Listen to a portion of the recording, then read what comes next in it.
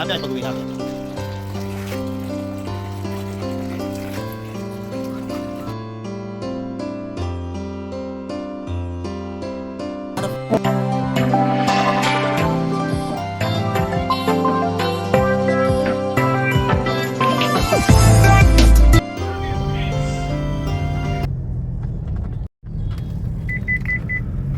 Okay, dating gawi. Mekaniko delivery muna tayo mga idol ngayon. At tayo pupunta na naman sa ating idol, regular customer. Wow po siya, apogi ko rito. Joke lang po. Nakita ko lang po yung aking itsura dito. Nanggiging honest lang po sa sarili ko. Na joke po. Ano lang naman po yun, para po matawa lang kayo. So punta na po tayo sa customer natin. Early morning. So maaga-agang blessing po to mga idol. Kilala nyo po to. Isa po to sa laging regular na, lagi na regular pa na customer natin na lagi kong pinupuntahan dahil idol ko rin po ito. Isa na pong customer, at the same time kaibigan pa na may tuturing dahil sa kanyang kabutihan. So tara po, samahan nyo ko. Malapit na tayo. Ay, uy, malinis ngayon oh. Kakamali ba ako? Hindi, tama. Ito nga, malinis ang paligid ngayon. Parang malinis, parang yung mga puno nabawasan dahil kitang-kita na yung paligid niya.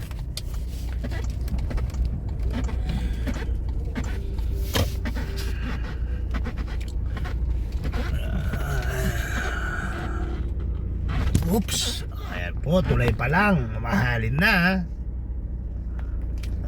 Kita nyo yun, yun, naabangan na tayo. Yung idol ko yan, yun. Ayun, narangat tayo. Ayan, ito ang ating lalagyan ng konting kapugian at dagdag accessories mga idol. Bagong Honda Click 160, kulay white version, pogi. Ayan, ating lalagyan to ng panurin nyo kung ano yung mga ilalagay natin. Pero ayan, stock muna yan mga idol ha. Ito yung mga dineliver natin, balot na balot pa. Isang alloy box 45, bracket, crash guard.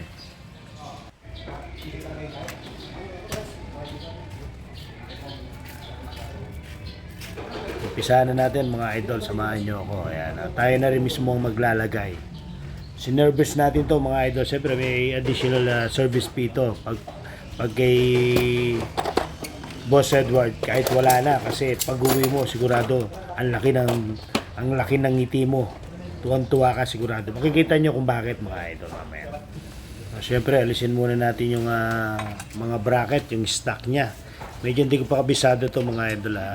Pag-aaralan ko muna yung paano yung pagtatanggal dito. Syempre dahan-dahan muna, luwagan ko muna yung mga tornilyo para pares-pares na pagtanggal ko sure agad. Ito, tingnan nyo. Ito, may nakabox pa kasing or takip pa to na dito sa cover ng mismong stock na bracket niya. Ito, pakita ko mga idol kung ano yung tinutukoy ko. Yan, may mga lock pa yan. Meron parang, yan. Yan mismo yung inopen ko. So, yung mga lock niya nandun sa ilalim. Yan, natanggal ko na yung stock bracket niya mga idol. Okay, ito yung ipapalit natin, yung bracket. Yan, yung bakal yan, siguradong pulido at yung pagkagawa nito yung matibay. Ito, para makita nyo, ayan mismo yan. So yan ang ipapalit natin doon sa kanyang stock. Yung tornilyo nga pala nung stock ay medyo mahaba, so papalitan ng medyo maliit na tornilyo yan. Okay, yan na mismo yung bracket mga idol, yung papalitan natin. So pakita ko sa inyo yung screw nya na tornilyo, ayun, mahaba yun. So yan ang papalitan na tornilyo, yung dalawa na yan. Yan, tatanggalin muna natin yung mga stock na tornilyo doon sa mating mga idol. Doon kasi kakapit yung crash guard na ilalagay natin. So tinutulungan tayo ni Sir Kimpi. Shoutout Sir Kimpi. Medyo pinaiiwas ko siya ng konti dahil yung camera natatakpan niya. So tuwan-tuwa siya, hindi niya nalaw. So yan, ilalagay na natin. Pero hindi ko muna masyadong inikpitan mga idol kasi para ma-adjust muna natin kung sakali. Kasi first time natin maglalagay ng crash guard ng Honda Click 160. Yan, tinutulungan tayo ni Sir Kimpi, oh. Idol yan.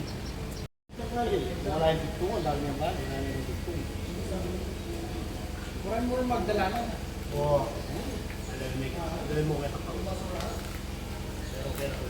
Yan, pinag-uusapan namin na dahil hindi namin nakita yung isang dugtungan doon sa harap. ah, ang pinag-uusapan namin ni Sir Kimpi ay kung yung sa side lang ang magdadala, parang medyo hindi matibay, magiging matatag. So ang ginawa ni Sir Kimpi, kinalkal yung pinaglagyan ng mga to kasi nakabalot to eh.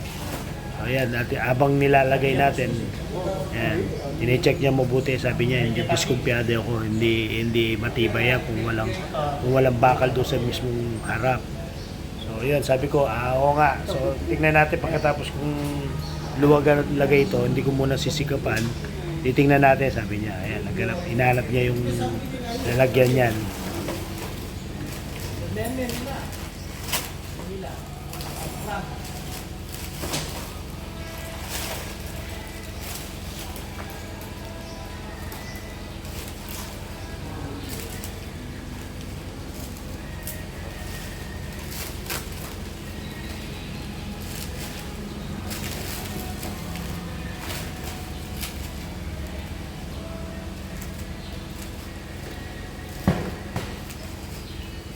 Patumbanan, lukot siya ngayon, wala yung kanya. Kung wala yung kanya, patumbanan, lukot siya. Okay, yun. Sumigaw si Sir Kimpi, nakita niya, yun, nakabalot doon sa mismong pinaglagyan, hindi napansin. Buti hindi pa naitapon. So, yan ang magiging extension or karugtong nung grass guard para doon sa harap para mas maging matatag. So, pakikita ko sa inyo mga idol mamaya yung paglalagay. Hindi pa nakaigpit yung mga yan, kaya yun ang sinasabi ko, bago igpitan yung mga, halimbawa, crash guard, medyo konting muna para may adjust muna. Kasi ang crash guard, pag sinikipan na yan, medyo mahirap nang lagyan uli yung mga karagdagan. Ang binilisan na lang natin ng konti yung video natin para maipakita ko ng buo sa inyo yung pagkakalagay at pagkasunod-sunod ng ginagawa natin. So inuna ko yung mga side. Tapos side by side, left and right. Then pangalawa yung pag-a-adjust na para doon sa harap. May tatanggalin ka pa doon sa harap, yung sabitan may sabitan na parang helmet doon sa harap yon. So tatanggalin yon. Magiging sabitan niya na yung bakal na magiging bracket para dito sa dalawang side dito. Yan, atin nang nilalagay yung sa harap, pinihigpitan ko na yan mga idol. Pero inuuga-uga ko muna ng konti para makita ko yung tatag niya. Yung pagkalagay ng mga tornilyo niyan mga idol, napakalinis kasi may mga takip yung di ba tatanggalin mo yon. So may mga kasamang takip yung crash guard mismo. Maitatago niya yung mga tornilyo na ilalagay mo. Ganyan napakalinis itong mga crash guard natin. So makikita niyo ito mamaya pagkatapos nito mga idol. Sisikipan ko lang itong ating mga tornilyo para doon sa side at saka doon sa front. Dito na tayo sa bracket para doon sa lalagyan ng alloy box na kasama doon sa in-order ni Sir Edward, my idol. So ayan, nanonood siya. Hindi niya napansin niya, naka-video siya. Ayun, umalis siya. Ayan na naka-video dito. Shy type to mga idol natin.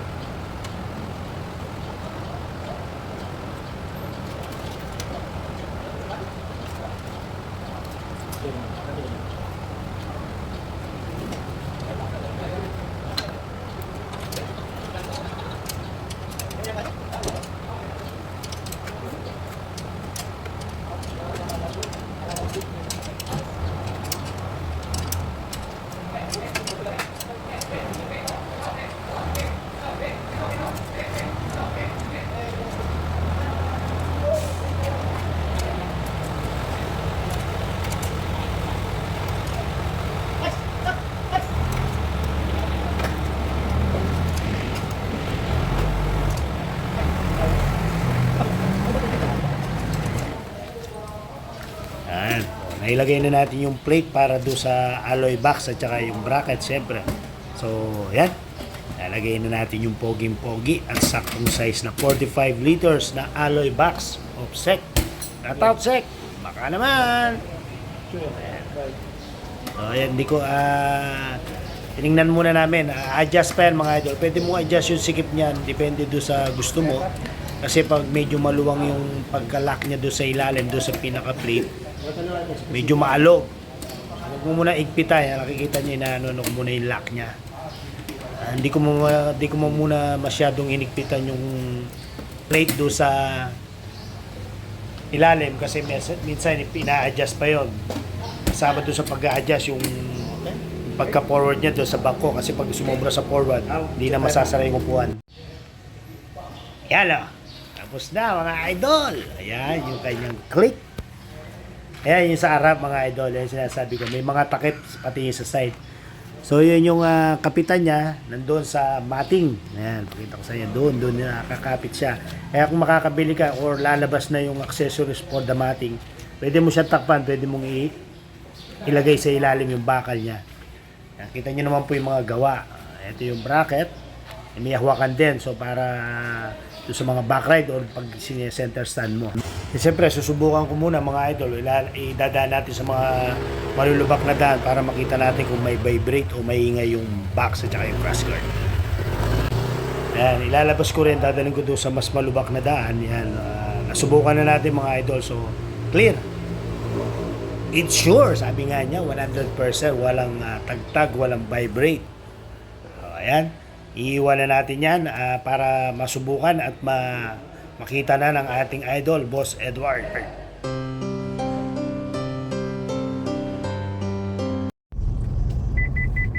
Okay, natapos na yung ating setup mga idol. Siyempre, uuwi ka ng may tilapia again. Thank you very much again to Sir Edward. Sir Edward Lopez na napakabutit, napakabait. And Sir Kimpi, doon sa time na pagkukwento sa akin at pagtulong. Napakapalad ko po at may mga kaibigan akong kagaya nila. Yun din po ang lagi kong pinagsasalamatan. Sa inyo rin po mga idol. Thank you po. Yun lang po. Uwi po tayo na nakapagtrabaho, kumita.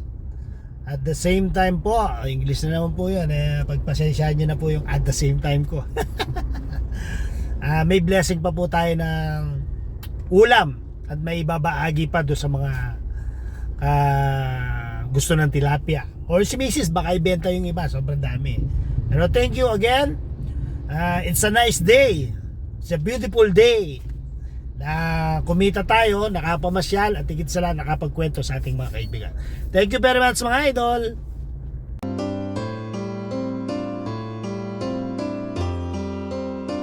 Dating mahirap pero may mataas na pangarap, siya ay nagsisikap araw man o gabi.